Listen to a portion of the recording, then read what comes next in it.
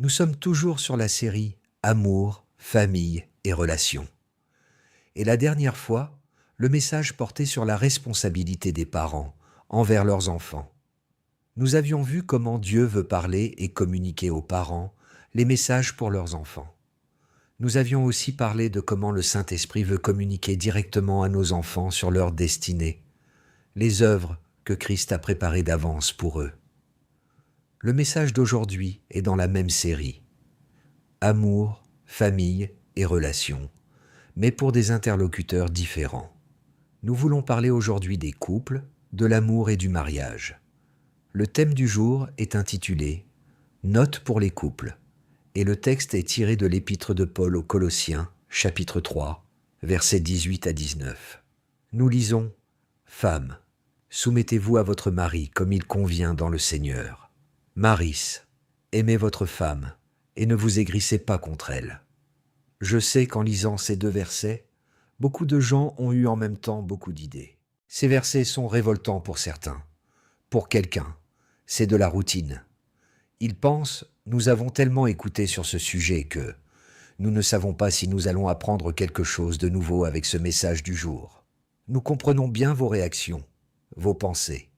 Mais nous voulons vous assurer que l'Esprit de Christ est à l'œuvre pour vous aider et vous apporter ce dont vous avez besoin pour le moment. Prions.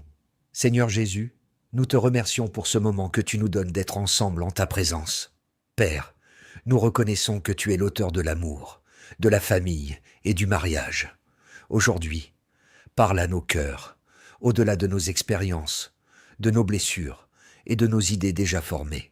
Saint-Esprit, prends le contrôle de ce message. Éclaire notre intelligence, adoucis nos cœurs et rends-nous capables de recevoir ta vérité avec humilité. Seigneur, restaure les couples, renouvelle l'amour et apprends-nous à vivre selon ta volonté. Que chacun reçoive personnellement ce dont il a besoin aujourd'hui. Nous te donnons toute la gloire, au nom de Jésus-Christ. Amen. Quand nous parlons de mariage ou de couple, nous parlons d'une union entre un homme et une femme. Le mariage, le couple entre un homme et une femme, est une institution de Dieu, basée sur l'amour de Dieu. Sœurs et frères en Christ, le mariage entre un homme et une femme est et restera la pure volonté de Dieu pour ses enfants. Même si les modes, les civilisations et cultures changent, la parole de Dieu qui est la vérité dans tous les âges et époques ne changera jamais. Mais, avant de parler du texte du jour qui discute de la relation du couple, prenons le temps pour parler de l'amour, l'élément essentiel et central de la vie de couple, et aussi l'élément capital pour de la sélection de sa ou de son futur partenaire de vie. Lorsque nous entendons la parole de Dieu et que nous prenons la décision en nous de croire en cette parole et de l'accepter, nous donnons ainsi notre vie à Christ à travers notre foi. Et Christ, qui incarne l'amour de Dieu envers les hommes, vient habiter en nous. Christ nous a ainsi redonné le côté spirituel de l'amour, ou amour spirituel, qu'il a déposé en nous quand nous sommes nés de nouveau par le biais du Saint-Esprit. Nous avons maintenant en nous la vie de Christ, l'amour de Christ, la vie éternelle. Nous avons l'amour de Dieu. Romains 5, verset 5 nous dit « Or cette espérance ne trompe pas, parce que l'amour de Dieu est déversé dans notre cœur par le Saint-Esprit qui nous a été donné. » C'est pour cela que nous, les enfants de Dieu, nous n'avons pas besoin dans le couple d'aller chercher, manipuler et manufacturer l'amour quelque part, qui dans la plupart des cas devient un amour rempli et essentiellement basé sur l'hypocrisie, les émotions, les sentiments. Christ nous demande simplement d'utiliser l'amour, la grâce, les paroles de la grâce, la sagesse, etc., qu'il a déjà mis en nous, dans notre esprit, né de nouveau. L'amour de Dieu dont nous parlons est différent de l'amour selon l'humain ou l'amour émotionnel, qui est un amour essentiellement basé sur ses propres sentiments, pensées et émotions. Et l'amour émotionnel se manifeste dans notre âme et dans notre corps. Cet amour humain est basé sur le gain, le profit ou son propre intérêt. Cet amour est basé aussi seulement sur le physique, la beauté, la morphologie, la corpulence, etc. Seul l'amour de Christ est sacrificiel, inconditionnel, éternel et ne meurt jamais. C'est l'amour de Dieu, l'amour spirituel, qui est dans notre esprit né de nouveau qui ne meurt jamais. Et c'est cet amour que nous devons aspirer à utiliser dans nos relations, surtout celles de couple et de mariage. Si tu prends par exemple ta décision de marier seulement sur la base de l'amour humain, l'amour issu est motivé par les sentiments, la beauté, la morphologie, les intérêts, etc. La probabilité que votre couple échoue est très grande. Cet amour ne dure pas et n'est pas éternel. Il est conditionné et soumis aux facteurs extérieurs. 2 Corinthiens 4, verset 18 nous dit « Ainsi nous regardons non pas à ce qui est visible, mais à ce qui est invisible, car les réalités visibles sont passagères et les invisibles sont éternelles. » Une autre version Darby nous dit « Nos regards n'étant pas fixés sur les choses qui se voient, mais sur celles qui ne se voient, n'est-ce pas? Car les choses qui se voient sont pour un temps, mais celles qui ne se voient pas sont éternelles. » Nous comprenons pourquoi beaucoup de mariages échouent dans l'Église, même si on pense aimer la personne tout au début. Nous ne signifions pas ici que tu n'as pas besoin d'interroger tes sentiments, l'apparence physique, tes besoins avant de prendre une décision de mariage ou de vivre une vie de couple. Mais une décision de mariage ou une vie de couple seulement motivée par les sentiments, la beauté et la morphologie, l'apparence physique, ses propres intérêts envers la personne choisie, est une décision suicidaire. Les sentiments, la beauté, la morphologie, la corpulence, nos besoins financiers et émotionnels, etc., ont leur rôle à jouer dans un couple. Mais ils ne doivent donc pas être le moteur, la motivation de notre vie dans le couple ou de nos décisions de mariage. Questionnons et aspirons plus à utiliser l'amour de Christ, l'amour spirituel en nous, et le Saint-Esprit va nous aider à mieux utiliser les sentiments, les émotions, la beauté, etc. Nous devons aspirer à laisser l'amour spirituel prendre le dessus, prendre le contrôle aux dépens de nos sentiments, émotions, apparence physique, nos intérêts, etc. C'est l'amour de Christ, l'amour spirituel qui ne meurt jamais. C'est cet amour spirituel qui peut voir et aller prendre les choses dans le monde spirituel, les choses que tu ne vois pas encore et que Dieu a préparées pour toi, pour vous, dans ce couple. Le but du mariage et du couple avant tout n'est pas de satisfaire nos besoins physiques, émotionnels et sentimentaux, tels que le monde extérieur, le monde sans Christ, le véhicule. Le mariage, c'est l'idée de Dieu pour un projet de Dieu très bien défini.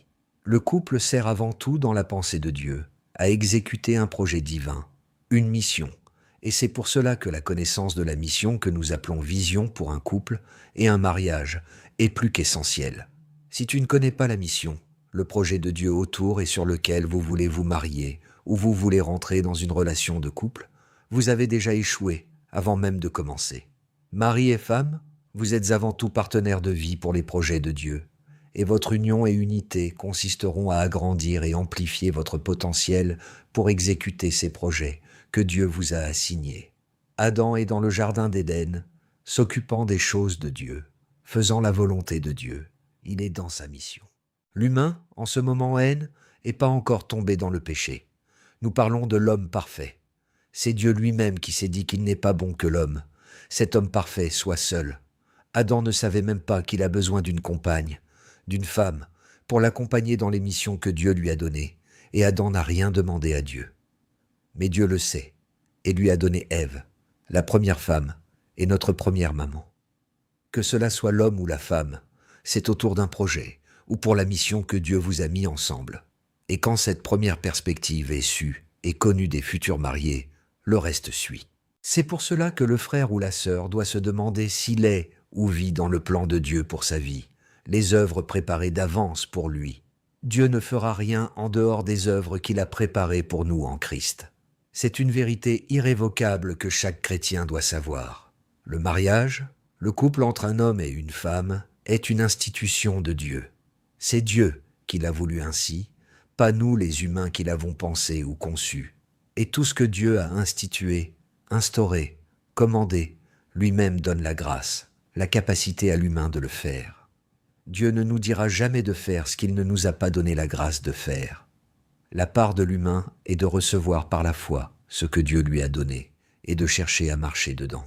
Beaucoup de gens prient Dieu pour la vraie relation amoureuse, mais se laissent être dirigés par leurs sentiments et émotions, au lieu de suivre leur esprit né de nouveau, dans lequel le Saint-Esprit opère et dirige. L'intention de Dieu, après la chute de l'homme, n'est jamais de baser notre avenir, nos foyers sur les sentiments et émotions. La volonté de Dieu est que notre couple soit basé sur l'alignement spirituel, le projet de Dieu et le vrai caractère de Christ, qui est l'amour. Le mariage, le couple avant tout, est l'alignement, l'union et l'unité de deux esprits nés de nouveau. C'est en esprit et en Christ que tout se passe d'abord. Quand Christ n'a pas aligné et uni quelque chose, quand l'esprit de Christ ne vous a pas uni, ne vous a pas marié et n'a pas fondé votre couple en esprit, c'est en vain que les hommes s'efforcent de se marier et de rester ensemble. C'est une vérité très difficile à entendre, mais c'est la réalité spirituelle des choses, et quand tu les négliges ou ignores, tu en feras les frais, et souvent de façon très amère. C'est ce que le psaume 27, 1 à 5 nous dit. Nous voulons en même temps tirer votre attention sur ce psaume qui, au fait, est un psaume particulièrement orienté vers la vie des couples, les maisons, les foyers, la famille. C'est un ensemble de couples, de familles qui constituent une ville, une communauté. On utilise bien sûr ce psaume et ses interprétations pour beaucoup de choses, mais c'est un psaume qui parle du couple, du foyer, de la famille avec les enfants. Nous lisons Chant des montées de Salomon. Si une maison n'est pas construite par l'Éternel, ceux qui la construisent travaillent inutilement. Si une ville n'est pas gardée par l'Éternel, celui qui la garde veille inutilement. C'est inutilement que vous vous levez tôt, que vous vous couchez tard et que vous mangez un pain gagné avec peine. Il en donne autant à ses bien-aimés pendant leur sommeil. L'héritage que l'Éternel donne, ce sont des fils. Les enfants sont une récompense. Les fils qu'un homme a dans sa jeunesse sont pareils à des flèches dans la main d'un guerrier. Heureux l'homme qui en a rempli son carquois. Il n'aura pas honte quand il parlera avec des ennemis à la porte de la ville. Bien-aimé en Christ, toi qui veux te marier, ou toi qui es déjà en couple, nous devons considérer et donner comme priorité la dimension spirituelle des choses, du couple, du mariage, avant la dimension sentimentale, émotionnelle, physique, sexuelle, etc. Tout commence dans la dimension spirituelle de Christ et va se déverser dans notre âme et corps à travers la foi. Cet ingrédient, la foi que beaucoup de gens négligent ou accordent peu d'importance quand ils veulent choisir leur conjoint ou conjointe, ou quand ils veulent se marier, ou quand ils vivent déjà une vie de couple, est une négligence fatale, voire suicidaire. Tout ce qui s'opérait dans le royaume de Christ, y compris le mariage, et la vie de couple, commence par la foi, évolue par la foi, et se termine nécessairement par la foi en Christ, et dans son œuvre accomplie à la croix pour nous.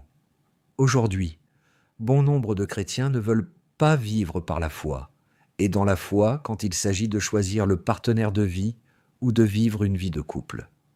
On se limite seulement sur la dimension physique, morphologique, sentimentale, émotionnelle, financière, matérielle, etc. Et on néglige l'intervention de la foi. C'est aussi pour cela que nos vies de couple chrétiens échouent et nous faisons beaucoup d'erreurs dans le choix du partenaire ou de la partenaire de vie. Frère ou sœur, que fais-tu par exemple quand l'Esprit de Christ te dirige vers un ou une partenaire de vie, pour lequel, pour le moment, tu n'éprouves aucun sentiment, aucune attirance physique, sentimentale et émotionnelle, ce que nous désignons souvent par Seigneur, je ne l'aime pas? Ou que fais-tu quand toi-même tu penses être amoureux de quelqu'un ou quelqu'une? Tous les sentiments et émotions sont dans une étape très avancée, et que Christ te dit « ce n'est pas mon choix pour toi ». Ou encore, que faites-vous dans le couple si vous éprouvez le besoin de faire quelque chose et que le Seigneur vous dit de ne pas le faire ou d'attendre d'abord? C'est dans ces moments où la foi soutenue par la patience et persévérance ont vraiment leur mot à dire. Bien-aimé en Christ, ton processus pour le choix du conjoint ou pour la vie de couple est un processus entièrement basé sur la foi, où souvent, tu ne comprends pas tous, mais tu vas devoir faire confiance à Dieu. C'est un passage forcé pour tout chrétien qui veut avoir du succès dans sa vie de couple. Si tu obéis à la voix de la foi Et patience en Christ quand, par exemple, tu n'éprouves pas au début des sentiments pour la personne, mais quand même, tu acceptes de te soumettre à la volonté de Christ. Le Saint-Esprit va déverser dans ton âme l'amour sentimental et émotionnel dont tu as besoin pour vivre avec cette personne. Autrement dit, le Saint-Esprit va influencer positivement tes sentiments et émotions envers la personne. Dieu est fidèle et il le fait toujours. Dieu ne peut pas te dire de faire quelque chose sans te donner la provision. Si ce sont les conditions financières, matérielles, morphologiques, physiques de la personne qui t'effraient, et malgré tout cela, tu fais le choix de la voie de l'Esprit, Christ sait comment changer les conditions physiques, financières, matérielles, même morphologiques de la personne, et aussi, dans certains cas, changer tes propres perspectives sur la personne. Dans le cas aussi où tu fais le choix d'obéir par la foi à la voix de Christ, bien que tu aies les sentiments pour la personne, tu penses qu'elle est la bonne personne, et malgré cela, tu décides de ne pas prendre ce chemin, de ne pas prendre cette personne comme partenaire de vie. Le Seigneur fidèle va t'orienter vers quelqu'un ou quelqu'une de meilleur, c'est-à-dire son choix pour toi, les œuvres préparées d'avance pour ta vie. Même renoncer à certains projets et besoins, à ses propres ambitions dans le couple quand le Seigneur dit non, et se soumettre à sa volonté, est le chemin par lequel Dieu nous amène dans son miracle, provision et abondance. La foi opère toujours à travers l'amour, et l'amour opère aussi impérativement à travers la foi. Les deux sont inséparables, indissociables, et tout chrétien qui veut voir sa vie de couple, ou le choix de son partenaire réussir, doit le savoir et en tenir compte. Galates 5, verset 6 dit « En effet, en Jésus-Christ, ce qui a de l'importance, ce n'est ni la circoncision ni l'incirconcision, mais seulement la foi qui agit à travers l'amour. »